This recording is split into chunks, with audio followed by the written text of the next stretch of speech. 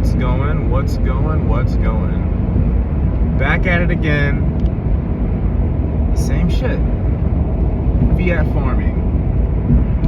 Now, I'm gonna do my best to keep this video under 30 minutes. So I'm just gonna get straight to the point. And yeah, let's do it. So today, what do I want to talk about? Of course, I want to talk a bit about Bitcoin, but I also want to talk about how I am positioned as Pelagus and an individual, and some of the conflicts that I have right now with that I have right now. So just talk about my position right now. So over the last week or so, last couple weeks, my BTC allocation has just become massive. It's ridiculous. Now, I'm not saying that to brag or anything. It's just highly over leveraged to the point where a drawdown, a correction, or even a crash could have serious negative effects on my portfolio as Pelagus. Now, I don't care about that stuff, and on top of that, if BTC were to just chop around and do nothing for the next 6 months to a year, then I would just be stuck in BTC. Again, I have no problem with that, but some of the conflicts I'm having in the immediate short term, like day by day sort of short term, is that my allocations are so heavy that it makes it really difficult for me to trade on the side, because I actively trade quite a bit, but with my allocation so heavy into BTC, it is a difference, So I would say, for an example, most of my trades that I do really well on, I might hit for a 15%, 40% or higher on average, and those are my good trades where everything plays out in my favor. But I'm getting as of today, I'm getting 15, 20%, 30% off of like $300. So at most I might make $100 per trade, whereas if I was using all of the capital and liquidity that I would possibly have at my fingertips, a 20 or 30% return could easily make me $1,000, and every single day I'm I take a fire trade, but because of my the amount of liquidity I have just for trading, it makes it really difficult to take profits, because if you have a $100 position and your position goes up 5%, well, congratulations, you made $5. And in those situations, most people would say, bro, it's 5%, take your 5% to the bank and go have a nice day. But it makes it really easy to get greedy on trades, because it's you don't want $5, you want $50, you want $60, you want $100, and with percentage based returns, it's based on what you put in. And today, I took some trades.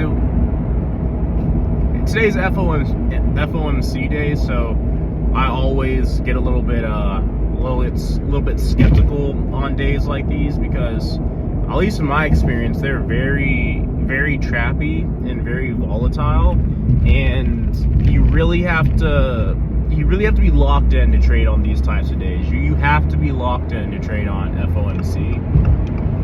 But I'm just sitting here thinking all the trading I could have been doing over the last few weeks, last several weeks even, if I had just put all of that money into my liquidity, then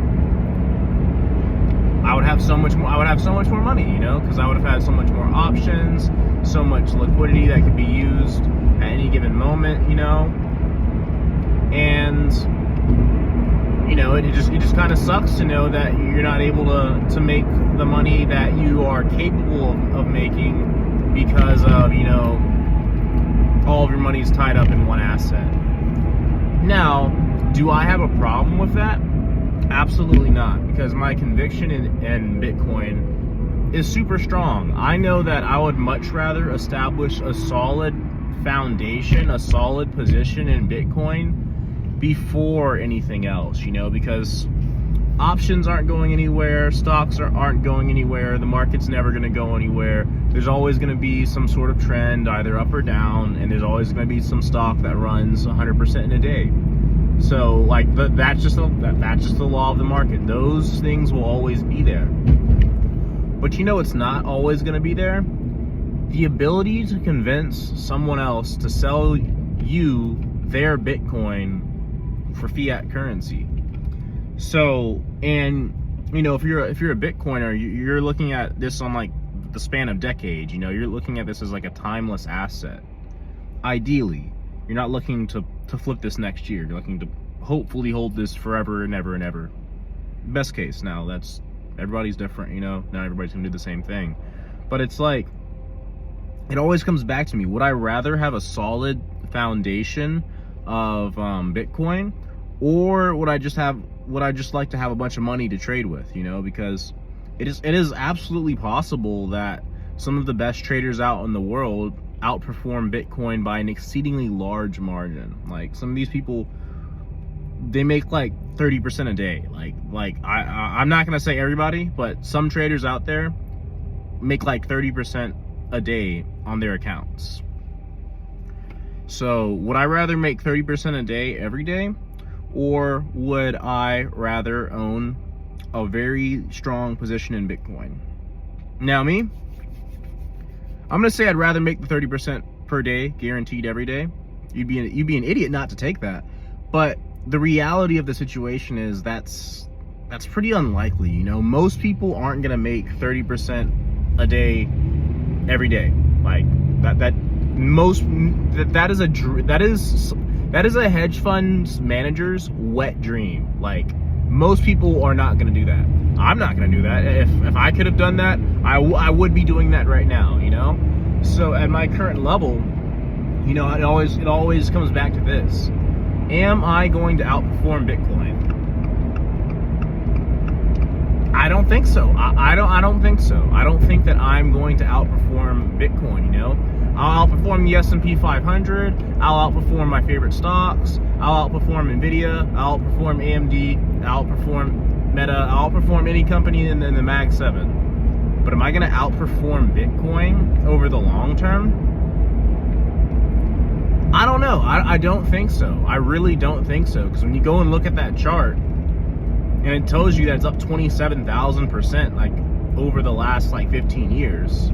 It's like, do I think I'm going to make 27,000% over the next 15 years doing literally anything? No, I'm not.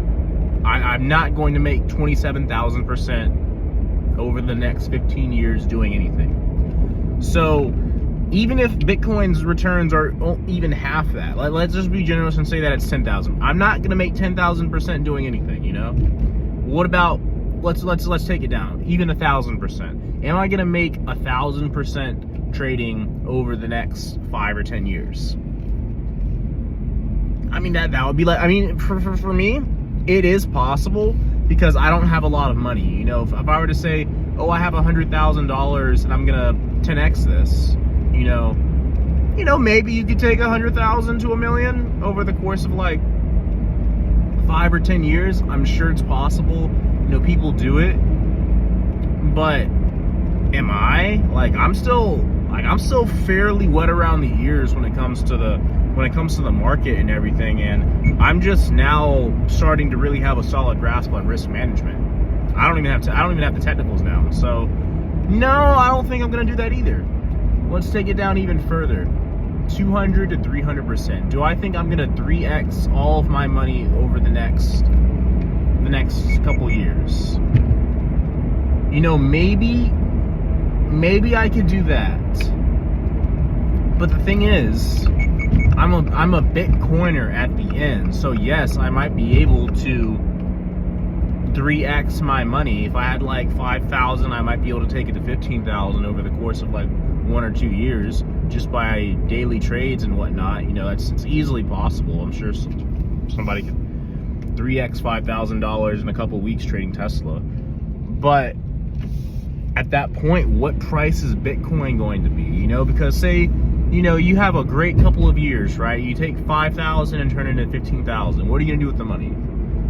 You're back at the same problem. Now you have to put your money somewhere where you're gonna get real alpha, where you're gonna outperform the market. So in 3 years, what's gonna be the best asset? Is it gonna be a stock? Am I just gonna keep trading with that 15,000 and try to 3x it again to turn in 15,000 into, you know, like 60,000 or something? You get what I'm saying? So it's like, it brings you back to the same problem. What are you gonna do with all of that capital? You're gonna put it into Bitcoin. You're going to put it into Bitcoin at some point because Bitcoin is the best asset. So my thing is, it's like, why would I stress out trying to 3x, 2x, 4x, 10x my money when I can have a form of money that's already gonna 3x, 10x, 50x, 100x, you know? It's like, I don't have to take exceedingly large risks to get the end result and end up in the same place. You know, if you buy one Bitcoin today at 100K, you just throw everything you have into Bitcoin, and in like 10 or 15 years, it's worth $1 million versus you trading with 100K every day, trying to get it to 1 million, and then paying 30% or like 15% taxes on literally every position that you close out, just to have $1 million so you can go buy Bitcoin at $1 million in like 5 or 10 years. It's like, you end up with the same thing at the end of the day. Like, you end up with Bitcoin. Like, it just kind of all falls back to Bitcoin, in my opinion. So it's like, why would I do it then, you know? So for me, it makes sense for me to have low liquidity right now, today, knowing that I have a strong core reserve of Bitcoin, you know? It makes it very easy for me to trade because I know I have that reserve. Because for me, I look at my stack right now, and, you know, somebody would probably look at that and like laugh, you know? They'd be like, huh, that's all you got? But for me, I see it differently. I see its value 10x, 100x the current prices. So it makes it really easy for me to risk real money, the money I make every single day fiat farming and doing what I do, to go and buy, to have a large position in Bitcoin. Let me rephrase that. It makes sense for me to be able to risk my own money, knowing that I have guaranteed returns from Bitcoin coming down the line. So like, I can have a red week in the market and not be pulling out my hair, being like, oh my god, I'm so stupid, why did I let this happen, how can I lose all this money? Like, I don't have issues like that because I know that I already have a decent position in the best asset in the world, which is going to outperform me and everything else. So it gives me the freedom to say, oh, okay, I can actually lose money in the market and not have that be like, oh, it's the end of the world, you know? Because like I said in the previous video, my stock portfolio could go to zero and I won't care because that's my max risk. Now that doesn't necessarily mean I'm gonna do anything that's gonna make my portfolio go down to zero. But when you have that sort of ability, that willingness to be able to take a loss, it gives you an incredible edge, you know? Because what I've learned just through trading the market is, if you're not willing to lose, you'll never be able to really win, you know? You have to be okay with losing in order to start really winning. And, oh snap, I just got a nice little order. We're gonna go ahead and take that. It's a far drive though, but I've literally got nothing better to do, so I'm gonna take it. Just fiat farming all day. But getting back to what I was saying, it's in order for you to really win, you have to be able to take risks. If you're not willing to lose $30, you'll never make $300. If you're not willing to lose $1,000, you'll never be able to make 15 in the market. So for me, you know, trading is more of like a journey, you know? it's more of like it's a personal development journey. It's not necessarily about the money, you know. It's about growing and developing yourself, you know, because before I was really trading, I would stay up late playing video games. I was always out, you know, like frivolously spending money at the first thing that popped up, was smoking a bunch, didn't really exercise or anything. Like, I'm not gonna say like I was working hard. I was doing a lot of things that most people would consider to be productive, but I wasn't on top of my stuff, you know. I was really just kind of like playing it by ear. And ever since I've locked in on the trading side of things, I've been eating much healthier. Like, I don't smoke, I don't drink, you know. I'm not to say anything on like people who smoke or drink. That's not the type of conversation I'm looking to have. But I've made some serious improvements that have benefited me just outside of my finances, you know. Like, I started a business, you know. I had a business idea, and I had a bunch of skill sets, and I was able to combine all of the skill sets with my business idea and make a business. Like, I would have never have done this ever if I didn't start trading, you know. If I didn't start having the desire to want to learn and grow as an individual and polish myself up to a certain extent, you know. Like, if I never started that personal journey, then I would just be a full-time stoner. Nothing wrong with that, but like, hey, you know, you can be a full-time stoner your entire life, and you'll be a full-time stoner your entire life. It doesn't if you want my personal opinion, it doesn't lead to anything. Like, you're not gonna get an award at the end of your stoner journey. Like, you're just gonna stay in one spot, and you're gonna be blazed. Like, there's nothing wrong with that. Don't get me wrong. Like, all the power to all the stoners in the world. I will never speak on a stoner and try to demean them for being a stoner, you know. I support it, you know, but it doesn't necessarily correlate with strong development. So that's my take on my current position. I have little liquidity, but I have a strong BTC stack.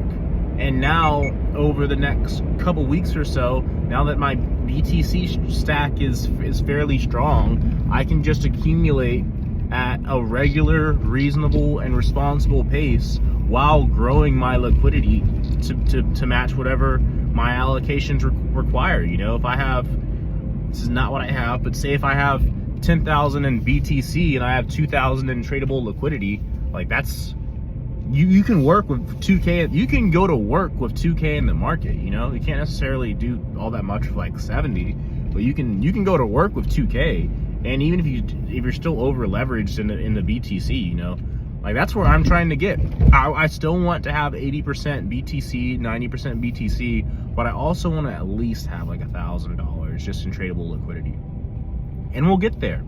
And if I take losses on the road to having 1,000 in just pure tradable liquidity, that's okay, because I have a super strong core reserve, which is going to take care of everything at some point, you know. And honestly, the trading is just for fun. Like, the trading is just for fun and to route money back into BTC, you know. Like, it's good to stay active in the market. It's good to gain technical skills. It's good to develop all of those skills for risk management, and also, you know, be able to understand emerging market trends and whatnot. But it's like, if you have BTC, man, like, you're fine long term. Okay, done with that. On to my next topic, which is just Bitcoin. Bitcoin. Man, at some point, it's going to become a global phenomenon. Like, I was speaking with with a friend of mine the other day, and we're actually arriving at this restaurant, so we're gonna go ahead and pick up this order. This might be a long video because this is going to be a long drive, so I'm going to end this video once I deliver this order. So this is probably going to be like an hour or something, but hey, who cares? But Bitcoin. We're going to talk about Bitcoin as soon as I pick up this order. All right, getting back to it. So Bitcoin. I actually just got a little notification on my phone saying that Bitcoin is dropping rapidly, and it's coming down to like 110,000, from like 112,000, 114,000, whatever. It's falling today. So with that being said, let's go ahead and just jump into the conversation.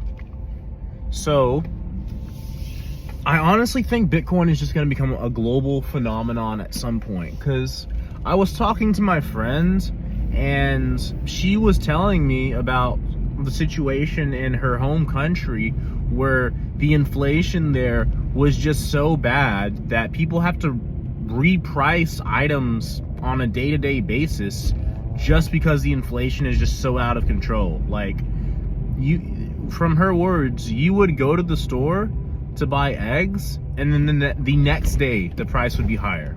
Like, it's that sort of inflation. And what causes inflation? Money printing. Money printing causes inflation. It's not like a disease or a sickness or like something that, it's not anybody's fault. Like it's not the business's fault. It's not the major corporation's fault. It's not even like the government's fault or, anybody's fault. It's a result of irresponsible fiscal policy and money printing. That is the cause.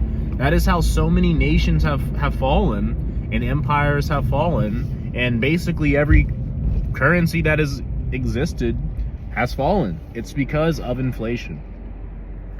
Now, the narrative around inflation is interesting because people are like, oh, inflation is a good thing. And if you talk to a lot of people who are in financial markets or banking and institutions and whatnot, or lenders, they'll tell you that a little bit of inflation is a good thing. It's not. It's not. It's not a good thing. Sure, it encourages people to spend their money, which helps businesses and other people that want to get into the markets, but it's not necessarily a good thing. Why? Because it's destroyed countries. Go ask a lot of the early European countries and a lot of the nations that were in the Renaissance era that literally collapsed because of their misuse on fiscal policy. Like, that is what causes inflation. And people are going to lose their money, their purchasing power, their stored value because of inflation. It's going to be at different rates for some people. It's going to be at other rates for other people. But at the end of the day, that's just how it is. So when you're talking about a deflationary asset that benefits from inflation in terms of its price, it's like, geez, that's a pretty good setup right there. You're telling me that the currency that I can own cannot be debased, and because of the way that it's structured, it actually deflates, so the purchasing power of it naturally just goes up over time, regardless of what the markets think about it? Yeah. Now let me reword that for people who aren't financially literate to that extent. Now, everybody's different, I'm not the best at explaining things, but what it means for your money to be deflationary is that means today, if you wanted to go out and buy a cat for, say, 100 units of your currency, right? The next year, that same cat might cost 95 units or 90 units or at some point 80 units. So you have to pay less and less for the same item, same cat over time, And what that means is you're encouraged to hold on to your money versus just spend it. Because I was going to speak on another thing that happened to me recently. I was in the club, right? And it was my friend's birthday party, and we were celebrating, going crazy in the section, and bro just pulls out a wad of cash and just throws it up in the air. And for me, it was really interesting to see that happen right in front of my face when I'm literally fiat farming. When I'm fiat farming, looking to extract value from society so I can go buy assets, mostly Bitcoin, and then to literally watch someone throw my daily buy in the air. And then just, I had to watch the dollar bills rain down around me, thinking that, hey, that is what I would want to spend today to buy Bitcoin. Now, why do people do stuff like that? Why do people just throw money away or throw it into the air? It's because they know that's worthless. They would, like, you wouldn't see if someone were to throw a bunch of food up in the air and just throw food on the ground, you would get angry at them. You'd be like, hey man, stop wasting food. Somebody out there would love to have that food. But with money, it's worthless. And you notice that because even though there was a bunch of people who were all around us who had his cash rain down on them, no one picked it up. Nobody even batted an eye at it. You know, there was literally at one point probably $5 or $6 just laying on the floor all in one spot. And that was probably someone's gas to get home that night. But no one picked it up. Why? Oh, if you get caught picking up somebody else's ones in the club, bro, that is social self-deletion. That is social self-deletion. But on the other thing, it's just it's worthless. Like, people know that money in America is worthless. Now, I'm sure another person out there is like, hey man, you shouldn't be throwing away money like that. And it's like, yeah, but it's like, what are you gonna do with it? Like because of inflation, people don't value money. That's the end all. That's it. If money was deflationary, nobody would ever throw it away or just throw it in the club and not even pick it back up, because it would be worth something. It would be worth more than what it is today at a later point. Because if he knew that, hey, the $20 that I have in my pocket right now at some point are going to be worth $25 or maybe even $30, he wouldn't have thrown that money away. He would have put it somewhere safe. But because he knows that, hey, my $20 at some point is going to be worth $17, and then it's going to be worth $15, and then it's going to be worth $10, just throw it away. You know, literally, and I get it. That is what inflationary currencies give rise to. You'll never see somebody just throw Bitcoin away you're never gonna just see somebody just start sending Bitcoin to random wallets that don't exist and don't have an owner. No one's just gonna throw their Bitcoin away, because they know it's deflationary. They know the longer that they hold on to it, the more it's gonna be worth at some point.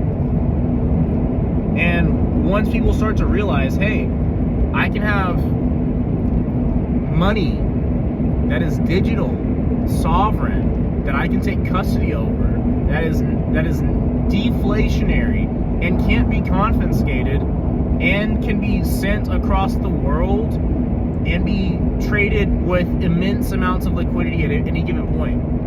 Once people realize that, they're going to be like, hey, this is it right here, Chief. This is what we've been asking for forever. So once that gets around, it's going to be an unstoppable force. And I'm a technician, I know earlier I said that I'm not really big on technicals or this or that, but I have a basic understanding of technical analysis. And one thing that I do understand about equities and charts is that the longer something consolidates and the longer something accumulates, the stronger price floor it has, and the more it will lead to an explosive move up. Because if you look at, I'm not going to pull up the chart, I don't even need to look at the chart on BTC, but if you look at BTC, it has very, very long periods of accumulation before an eventual explosion of price. And the longer it accumulates, the more explosive that price movement is going to be. So I'm watching BTC chop around between 117 and 108 for the past what feels like to be a month. It's very slow, very choppy, but it gives me the exact same vibes as when it was around 75,000. I remember when it went from 55,000 to 75,000 and the halving cycle halved or whatever, there was just a lot of chop for a little bit. And then like one day, I think it was on the day of the inauguration of our new administration, it just went crazy. Like, I think it went on a tear for almost like a month, and it was just going up every day for like a month, and it made like I want to say from 75 to like 104, like that's basically like a 30% move. That was like a 30, like that was more like a 50. That was like a 30 or 40% move that happened in like a month. And, you know, some people are going to say, hey, you know, a 30% move is not a lot. You know, look at today, like ERNA went up like 90% and it only consolidated for like a couple weeks. So stocks might explode with shorter periods of consolidation, but they have much smaller floats and much smaller market caps. Bitcoin is a 2.1 or 2.2 trillion dollar market cap. So in order for it to have a 30% or 40% move, close to $700 billion would have to go into BTC for that move to happen. Now, what drivers of that move do you think would cause that? Well, for one, a strong established price floor is really what is required, because no one's going to buy BTC if they know that it can just easily fall down to like 75K or like 85K on one red day or like one red week or one red month. Everybody who bought BTC and was willing to sell it at 100K, like they pretty much sold. Like all the people whose average costs that were trading BTC, that were like, oh yeah, my average cost is 55K, or oh it's 30K, or oh it's 60K. Like those people have sold. Like they probably sold at 120K, they probably sold at 115K, sold at 110K, right? So I would go as far to say, with all of the purchases from major institutions, ETFs, and treasuries like my own, that the average price range is around like 100K. Like most people who have been buying BTC, their price ranges are like their average price is around like 100K, and most people that have BTC aren't even in profit.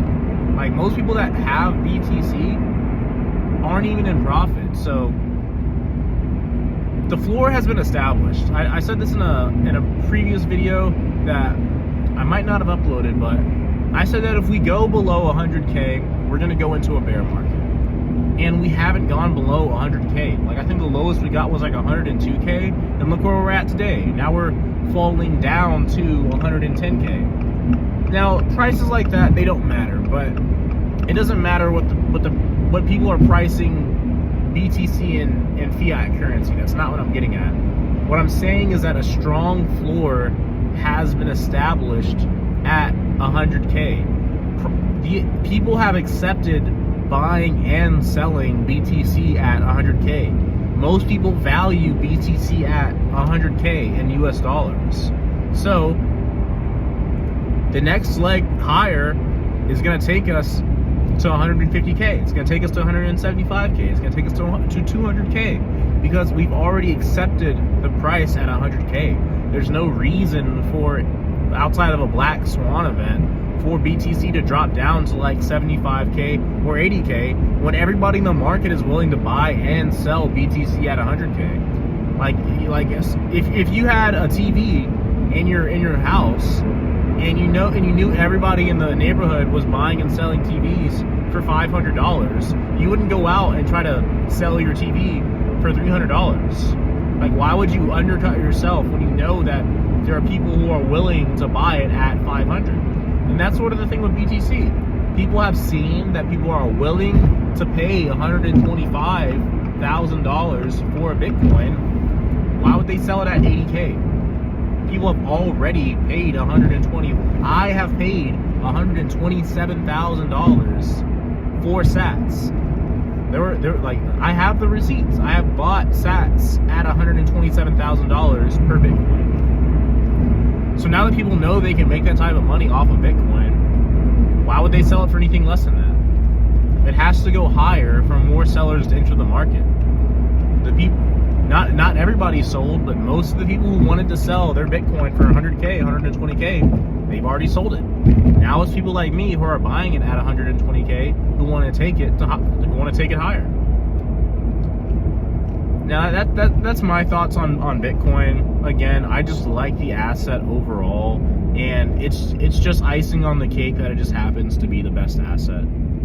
Like, it's just really nice knowing that you can own something that you're proud of owning and something that makes you happy, like owning it. Like, for a lot of people, buying stocks, like, it sucks, you know, like, yeah, you're gonna make money at some point, but if you don't genuinely like the process or the game of playing the stock market, then it sucks, you know. Nobody wants to wake up and go buy shares of Apple. Like, no one wants to, like, oh boy, it's time to put most of the money I've made this week into Apple. Like, I'm sure somebody out there has the correct mentality and does that, but it's like, I almost bought some BM&R today, and I'm like sitting here like, why would I spend money on BM&R when I can just have money to trade with? So I didn't buy any BM&R today. I bought some yesterday, but I didn't buy any today. But it's not fun. It's not fun to spend money on stocks. Like, I'd rather spend money on things that are fun, you know. Like, I'd rather take a trip to like Africa or Eurasia or something like that, you know. It's not fun to just put money aside and just do nothing with it, because most people want to do stuff with their money. They want to travel. They want to buy stuff. They want to increase their wardrobe. They want to eat out. You know, they want to do all the cool stuff, right? But buying Bitcoin is fun, man. Like, it's just genuinely fun. Because I knew if I had 100K today, I would put 90K in Bitcoin and not even think about it. Like, if someone just gave me like 100,000 today, I would put 90K into Bitcoin and I wouldn't even think about it. I wouldn't even consider all the cool things that I could do with the money, because buying Bitcoin to me is fun. I genuinely enjoy taking a piece of such a finite asset off of the market and putting it in the cold storage where no one can ever get to it. That is fun to me. Like, it's like a game. It's not the same as buying shares of a company, you know, because I'm not gonna sell it. Like, I know I'm not gonna sell it. So for me, it's not about the money, you know. It's not about the potential gains I could have at some point. It's just about me doing what I want to do, which is buying Bitcoin. And it's just simple. It's fun. It's inexpensive. Sure, Bitcoin is a pricey asset, but it's not like I'm going out and buying a consumable or like some depreciating asset.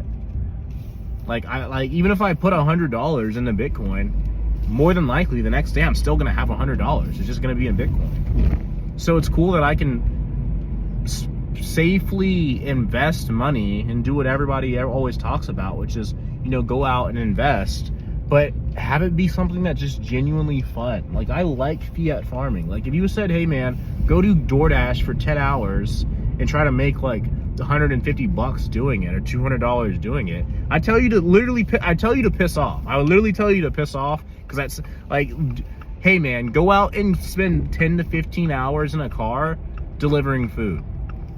Do it. No, that sounds terrible. That sounds like misery, you know? But if you said, hey man, go out and try to see if you can make some cash delivering food inside your car so you can go buy Bitcoin, man, I tell you I tell you that I'm doing it right now. I tell you I'm way ahead of you and I'm doing it right now, you know? Like, I would not be working this hard if it was just to make US dollars. I would not be working this hard if it was just to like pay off a credit card or something, you know? But I'm willing to like wake up, get to it early in the morning, drive a lot. Hey, actually, I thought this drive was going to take a lot longer because there's no traffic right now, so I was able to make this drive easy peasy. Gonna go ahead and drop it off. But it's such a, like, I don't need somebody in my corner telling me to do things that are going to benefit me. Like, I don't need someone to tell me, oh man, go get a job, or oh man, you should eat healthy, or man, you should really take care of your mental health. Like, I don't need I don't have anybody in my life that tells me to do those things.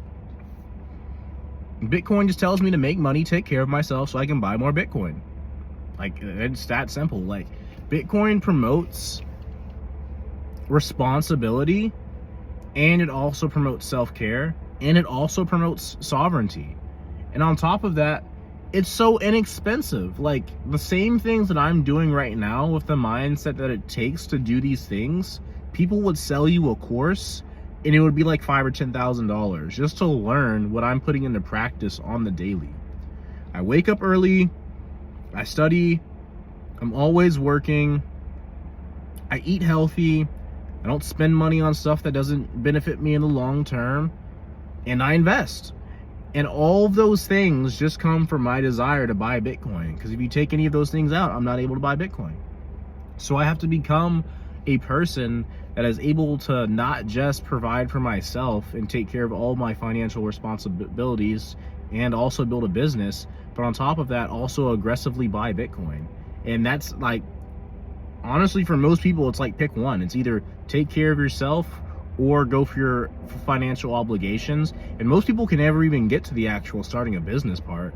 But because Bitcoin inspires you to go above and beyond, it just encourages such positive behavior. And that's what I'm truly grateful to Bitcoin for.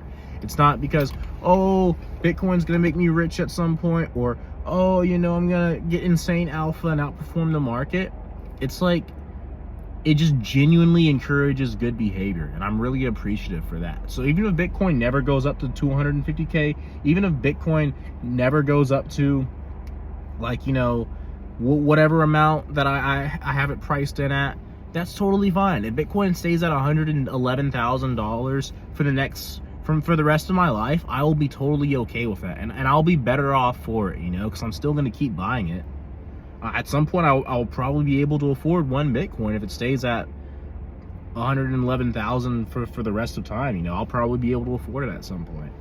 But I'm just grateful to it, and I'm just really happy that I'm out here working right now instead of just, you know, having no ambition and just a lot of depression, because that is also a reality for a lot of people. A lot of people in my echelon that are in similar positions to me where I live have no ambition and a lot of depression, and that's just the reality. And I've been there, and that's my take on Bitcoin. You know, if money is the root of all things evil, then Bitcoin has to be the root of all things that are good, because I have no desire to do anything unsavory to buy Bitcoin. And that's where I'm just going to kind of close the video out. I'm going to go ahead and deliver this food. But yeah, just keep stacking, keep buying sats. If there's something that you want me to talk about particular in the next video, go ahead and drop a comment.